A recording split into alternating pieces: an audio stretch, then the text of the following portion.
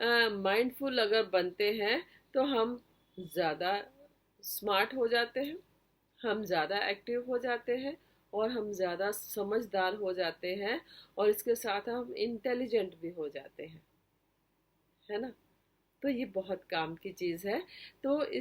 जब हमारा mental condition, हमारा सोशल कंडीशन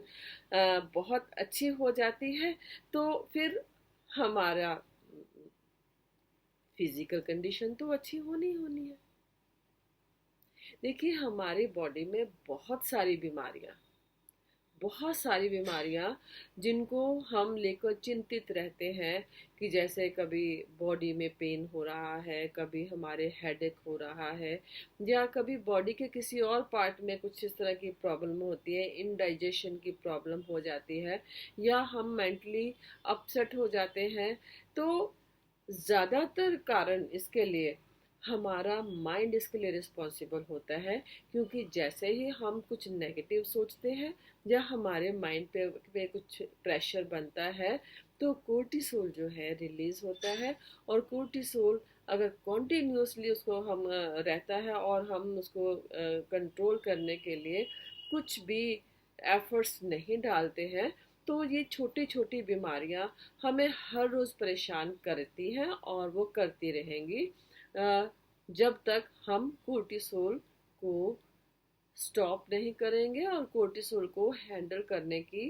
उन हॉर्मोन्स को हम हैंडल करने की टेक्निक जब तक हम नहीं सीख जाते हैं। बहुत कम बीमारियां ऐसी होती हैं जो कि किसी डेफिशिएंसी की वजह से आती हैं। ज़्यादातर बीमारियां हमारे नेगेटिव सोच की वजह से निकल कर आती हैं।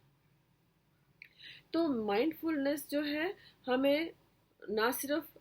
इमोशनली, मेंटली हमें मजबूत बनाती है और हमें अच्छा जीवन जीने के लिए हमें प्रेरित करती है। ये हमारे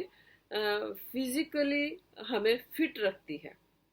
और जो कोर्टिसोल, जैसे मैंने अभी आपको बताया कि ये जो जो स्ट्रेस हार्मोन है उसके उसमें कमी ऑटोमेटिकली इस तरह से आ जाते हैं कि जब हम खुश रहते हैं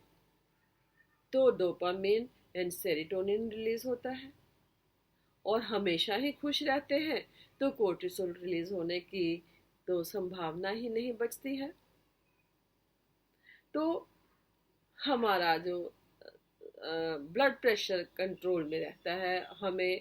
नींद अच्छी आती है क्योंकि हम खुश रहते हैं, हम सेटिस्फाइड रहते हैं, हम कंटेंटेड रहते हैं और हम अपने आप को इम्पोर्टेंट भी समझते हैं और हम